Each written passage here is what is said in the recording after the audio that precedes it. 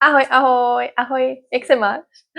Have you been learning Czech for months or maybe years?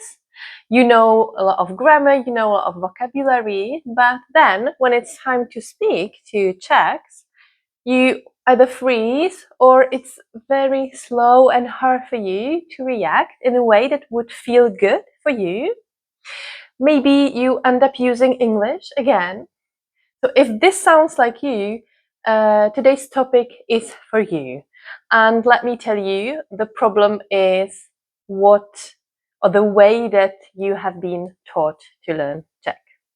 Because today I'm going to tell you why all this happens to you and also what to do about it. But before that, let me just share with you how slow Czech can help you to stop overthinking, to stop having these freezing and long pauses, and helping you think less about grammar, because soon we are opening a 2-month program focused on real life practicing grammar in situations with me and our amazing teacher Yinda. So link will be in the description, or check the Slow Czech website. Now, the reason why this freezing happens, or the slow reactions and thinking too much maybe, is that most language courses, they drill grammar into your head, but they rarely teach you how to use it, right? So you are sitting in the classroom, you are learning cases, the conjugations, and mluvím, mluvíš, mluví, mluvíte, mluví, mluvíme, mluvíte, mluví. And you are supposed to, from the very beginning, make the correct sentences, right? But then when you're out there, it's another story. So the traditional courses, they believe that you need grammar first, but we don't need to learn grammar first in order to speak the language, right? And this is the common belief that is not 100% true. Many people, including children and including adults, really absorb language naturally through immersion, through practice, without explicit grammar explanations. Because even you, as a native, you had to learn the grammar rules at school, right? And how often, if you're not a language teacher or a teacher, do you need those rules today? Studies in language acquisition show that communication can be developed through exposure, and the grammar will be refined over time, right? But just a little side note, for academic or really high level correct language, the grammar plays significant role, but it's later. You don't need it now, right? I'm adding the list of 5 most well-known studies that are saying that grammar instruction is not necessary for speaking, for learning the language and speaking. And the myth is, so what I was mentioning now is that you don't need to master grammar before speaking. Now, what about that overthinking, right? Because overthinking is what is holding us back. We at first are learning grammar, then we are overthinking, and then we are trying to do something about that. Instead of just saying something simple, our brain is like, not something simple, but instead of saying naturally what we want to say, what we want to express our thoughts as an adult, right?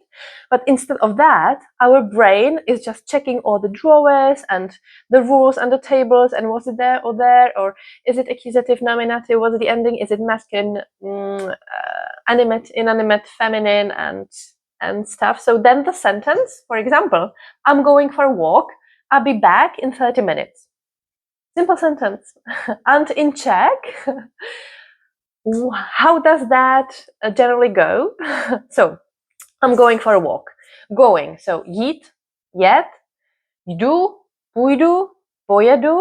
Is it now? What should I use? For a walk. So, procházka. For a walk. So, is it event? Is it direction? Is it a situation, so not moving? Is it dynamic? Or which preposition do I need? Okay, na. Then I need accusative, so procházka changes to procházku. So na procházku, I'll be back in 30 minutes. So I will be back. Já budu být, jsem, budu, okay, back. So naspátek, zpátky, pospátku, maybe not pospátku. In 30 minutes. So v, do, za 30 minut. So it takes so much time, right? But I'm sure you know that, but we don't really care whether you say v práci or v práce, because the ending, we are putting the accent on the beginning. So the ending, you can just say v práci. You know, just swallow the ending if you're not sure. And we do it the same. So be like us, right? We just want to communicate, and this is what you want too.